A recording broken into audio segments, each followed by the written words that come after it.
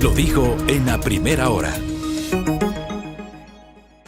Muy bien, 8 de la mañana con 32 minutos. A la actual administración municipal le quedan 3 semanas. Hasta el 14 de mayo, cuando se posesionará el nuevo alcalde, la nueva administración del municipio metropolitano y el nuevo consejo metropolitano de Quito. ¿Cómo queda la gestión municipal, la gestión del municipio metropolitano de Quito en materia social?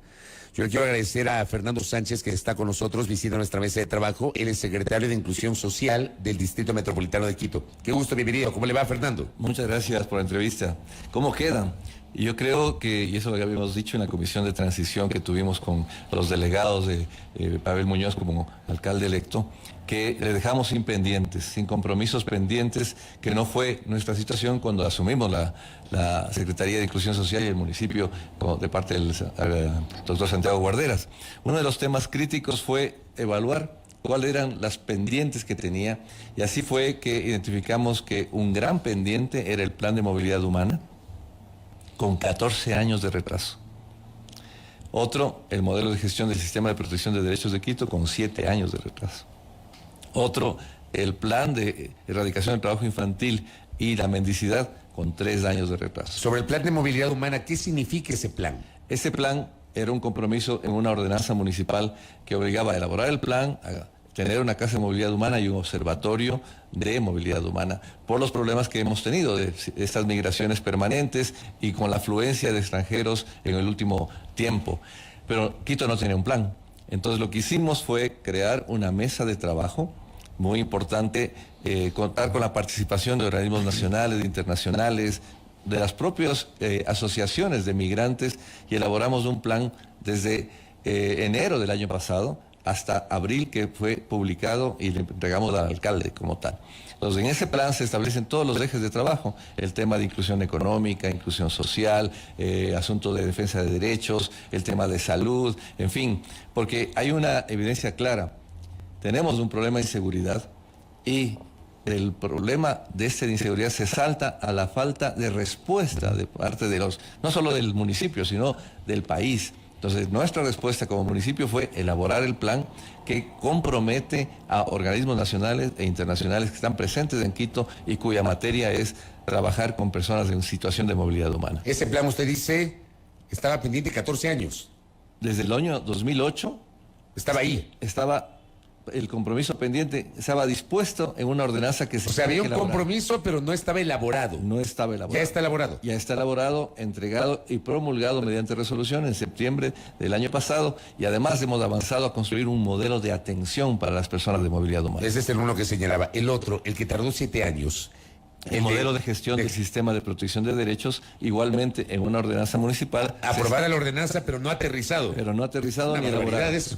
Entonces, eso le decíamos, los pendientes, y el plan de erradicación del trabajo infantil y la política de desarrollo infantil integral, o sea, varios pendientes que tenía la Secretaría de Inclusión con Quito, y eso es pues algo que le dejamos sin compromisos previos que tenían que cumplirse. Oiga, le juro que me parece increíble que desde el Consejo Metropolitano se elaboren ordenanzas, que queden allí, muchas veces se promocionan esas ordenanzas, pero no se las aterriza en una planificación. Exacto, y no se hace seguimiento. Lo de los 14 años me parece impensable. Y esta de 7 años, vinculada justamente al sistema de protección de derechos de niños, niñas y adolescentes, me parece igualmente una evidencia de cuánto tiempo se ha perdido. Ahora, con el plan, ¿qué se posibilita? ¿Qué dejan ustedes? Ya elaborado el plan, pero ¿qué dejan como tangible ya en la práctica? Este modelo de atención a personas de movilidad humana, que da cuenta de qué hace cada institución, cómo nos complementamos y respondemos. Por ejemplo, si en el peaje de Guayabamba alguien detecta que está viniendo un grupo de caminantes, de migrantes, se les da una hojita en la que se establece cuáles son los servicios a los que tienen acceso, dónde están las direcciones y cuáles son los teléfonos. Y desde allí se deriva a la Casa de Movilidad Humana, que este es un pendiente que sí nos queda por un problema que ya voy a hacer mención después, pero que es un balcón de servicios a donde les orienta asistencia legal, psicológica, trámites legales a las personas de movilidad humana. Decía que se nos quedó pendiente esta casa de movilidad humana que teníamos lista para inaugurarle esta semana. Lamentablemente ocurrió este asesinato de un comerciante en Carcelén y los vecinos dijeron no queremos tener más migrantes cerca. Entonces este es un problema que tiene que afrontar la próxima administración en base a el plan de movilidad humana y el modelo de atención. Creo que ya tiene herramientas, pero sobre todo establecer diálogo con las asociaciones de migrantes y sobre todo no dejar sueltos a la persona que entra por Rumichaca y viene caminando hasta Quito. Y algunos pasan de Quito hacia otras provincias, pero es intervenir inmediatamente. Esto es lo que no ha hecho ni el Ministerio de Relaciones Exteriores a través del Viceministerio de Movilidad Humana, ni otras entidades. Entonces tenemos que salir al frente y eso está dicho, elaborado en el modelo de atención. ¿Qué pasa, por ejemplo, con las acciones de prevención y de contención de violencia intrafamiliar? No sé si esa también es parte de su gestión. Es parte de nuestra gestión y aquí hemos hecho algo fundamental. Hemos dispuesto a una persona en la sala situacional del 911, perdón, y esta persona recibe, además, como todos los operadores del 911, llamadas telefónicas de casos de gente que necesita protección emergente sobre casos de violación, digamos, de violencia, violación, acoso escolar, acoso sexual. Entonces, lo que hace esta persona y los operadores es redireccionar a los servicios que trabajan el tema de violencia. De los centros de equidad y justicia nuestros, las juntas de protección de derechos, ONGs de derechos humanos, los consultorios jurídicos de las universidades. Es decir, se demora mucho menos la respuesta en salvar vidas, salvar proyectos de vida. Y esto evidentemente acompañados de la policía, porque hay casos que son muy complejos. Entonces, esto en términos de respuesta a la violencia. En términos de prevención a la violencia tenemos toda una campaña comunicacional de sensibilización a través de redes sociales que justamente informan de la necesidad de activar el sistema de protección de derechos, que ya no solamente es para niñez y adolescencia, es para adultos mayores, para mujeres, para estudiantes, universitarios, es decir, para jóvenes. Es decir, esto es como una acción de respuesta inmediata. Esto ya lo dejamos articulando. Uno de los temas críticos que vimos es que cuando hablamos del sistema de protección de derechos en Quito, ¿cuántas instituciones forman parte del sistema? Entonces empezamos a inventariar y a registrar. En diciembre del año 2021, apenas llegamos, publicamos un directorio de organizaciones sociales que tenía 450 registros aproximadamente. Lo actualizamos cada 6 meses. A junio del año 2022 ya llegamos a tener 580 registros. Y ahora, en diciembre del 2022, que es nuestra tercera actualización, tenemos alrededor de 785 registros de servicios sociales presentes en el distrito, sean para mujeres, para LGBTI, para personas en situación de calle, es decir, para todos los grupos de atención prioritaria. Entonces, una vez identificado el universo, nosotros logramos conectarnos, derivar, enviar publicaciones, en fin, o noticias, temas de capacitación. Eso es crear el sistema. Y de otro lado, algo fundamental ha sido crear servicios en el área rural. Tenemos 2 centros de equidad y justicia que los hemos creado en el área rural porque esa ha sido la política del alcalde Santiago Guarderas de atender a la ruralidad. El área rural estaba completamente desprovista de servicios sociales y hemos creado una junta también de protección de derechos de la mujer y adulto mayor en el área rural. Entonces hemos incrementado las respuestas en cuanto a servicios técnicos, profesionales que definitivamente acudan en rescate de esos casos. Ustedes en la actual administración municipal enfrentaron tal vez el momento más complejo, que fue el aluvión de la Gasca y de la comuna, que provocó muerte y destrucción en la zona. Después del tiempo transcurrido, 1 año y un par de meses después de ese aluvión, ¿qué se hizo, qué se ha hecho y qué falta por hacer para ayudar a esas familias que en muchos de los casos lo perdieron todo o quedaron incluso muy lastimadas tras esa tragedia? Sí, algo muy importante fue trabajar conjuntamente con las viudas de la Gasca. Con las señoras viudas hemos establecido un proyecto que está en marcha desde enero de este año de fortalecimiento de las capacidades productivas y también en desarrollo de emprendimientos económicos, porque ellas quedaron de jefas de hogar. Entonces, dar medios de vida para que las personas puedan salir adelante, eso ha sido fundamental. En conjunción con la Universidad Central, estamos desarrollando un proyecto de kioscos que serán medios de vida, como decía hace un momento, a través de ventas de alimentos preparados, cosas que demandan los estudiantes para que ellas en poco tiempo realmente, porque está muy cerca de la Universidad Central de la Comuna y de la Gasca, puedan tener estos pequeños negocios.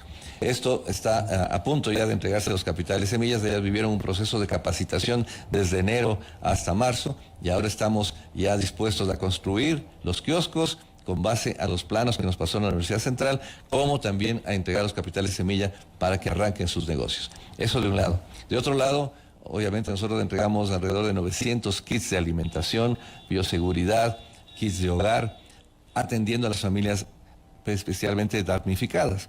Y de otro lado, pues todo lo que fue la atención a niños, niñas y adolescentes en los espacios de atención emergente que nosotros dimos como retorno a la alegría, contención psicológica a las personas que siempre se olvidan en la gestión de desastres, que son los niños y adolescentes. De todo esto que usted nos ha referido, que nos ha graficado, y que de acuerdo a su explicación, evidencia un avance, ¿qué queda pendiente y debe continuar la siguiente administración municipal?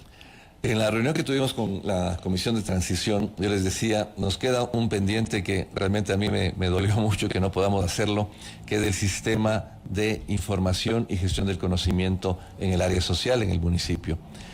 Cuando llegamos nosotros realmente notamos y constatamos que no existía ninguna base de datos, ningún procesamiento de información. Entonces empezamos. Lamentablemente, la reforma presupuestaria se aprobó en septiembre del año 2022 y los tiempos, y debo decirlo, y creo que todo el mundo lo conoce, pero vale la pena insistir, que el servicio de compras públicas es demasiado lento y allí se hace un cuello de botella por donde tenemos que pasar todas las entidades públicas del país para tener la no objeción o la aprobación de los trámites. Entonces ahí tenemos un problema realmente crítico. Ahí es donde se demoran los procesos. Ahí se ralentizan completamente. Más o menos, ¿cuánto se demoran? En el menor de los casos, 3 meses.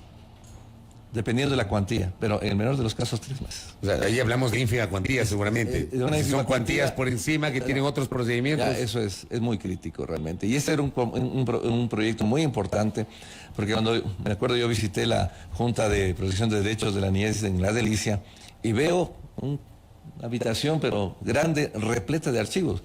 Son archivos que están desde el año 2012 que se creó la Junta y no se pueden ni siquiera procesar en términos de reciclaje de papel porque hay una prohibición legal, pero lo más grave es que ninguna de esas fichas de cada caso había sido procesada. Entonces no tenemos oportunidad de decir cómo ha evolucionado la violencia en Quito en la última década, porque esa información se perdió. Entonces, esa constatación de la necesidad de un sistema de información definitivamente está a este momento pendiente en el Ministerio de Telecomunicaciones para que nos aprueben los términos de referencia. Y eso les había comentado a la comisión, que es un pendiente que obviamente todas las personas que tenemos experiencia en el área social necesitamos con urgencia, que es una base de información para además de interpretar qué dice esa información y definir políticas con base a esa información. Lo último, ¿qué pasó, por ejemplo, con las guarderías, los guaguacentros que existían anteriormente y qué pasó o cómo quedan los programas de atención al adulto mayor? ¿Usted los retomó? ¿Qué se hizo en esto? Con esto sí. Hay 2 temas de allí. Desde que se hicieron los guaguacentros, no contaron con una política de desarrollo infantil integral que además se vincule a la política del país, porque esta es una competencia concurrente entre el gobierno local y el gobierno nacional. No existía un diagnóstico. Entonces nosotros hemos identificado que existen 53,000 niños aproximadamente necesitantes de este programa en Quito. Alrededor de 2,000 atiende el MIES y nosotros atendemos a 12,000 aproximadamente a través del Patronato San José. Es decir, nos quedan todavía por atender 20,000 niños de menores de 3 años que necesitan desarrollo infantil integral. Los guaguacentros como tal se habían cerrado ya en la administración Yunda, pero no se le liquidaron.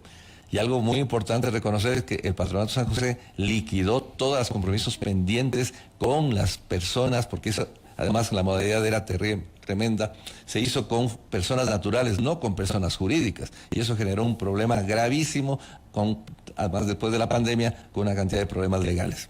Esto se superó y ahora actualmente se atienden a 5,000 niños menores de 3 años desde el Patronato San José y también con las modalidades, llegamos con madres en gestación alrededor de 12,000.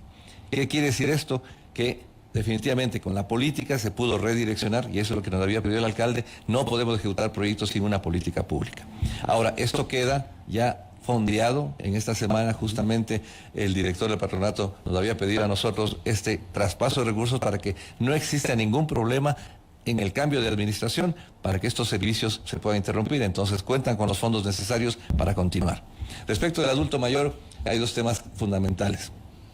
Uno, el que nosotros hicimos del plan de accesibilidad universal al transporte público, no solamente para personas con discapacidad, sino también para adultos mayores, mujeres embarazadas, niños, niñas y adolescentes, porque ni las paradas, ni los buses como tal, tienen ese enfoque de accesibilidad universal. Y eso ha sido reclamado por asociaciones de personas ciegas, de personas que tienen problemas de accesibilidad porque son discapacitados, pero también de mujeres embarazadas. El tema se ha integrado en este plan, por ejemplo, la campaña Cero Acoso sexual en el transporte público, y esto son respuestas específicas no solamente para adultos mayores. El adultos mayores es una competencia de igual manera concurrente entre el Ministerio de Inclusión Económica y Social y nosotros, y tenemos varios programas del 60 y piquito que ya se lo ha continuado desde la época de hace 10, 12 años, ¿no? Correcto. Fernando, gracias por el tiempo y bueno, estamos pendientes del último tramo de la administración. Muy gentil. Muchas gracias a ustedes. Gracias a Fernando Sánchez, secretario de Inclusión Social, conversando aquí en A Primera Hora sobre cómo queda la ciudad en este rubro de lo que le corresponde al ámbito de la inclusión social. 8:49 en A Primera Hora. Primera plana. Todas las noticias, todas las voces.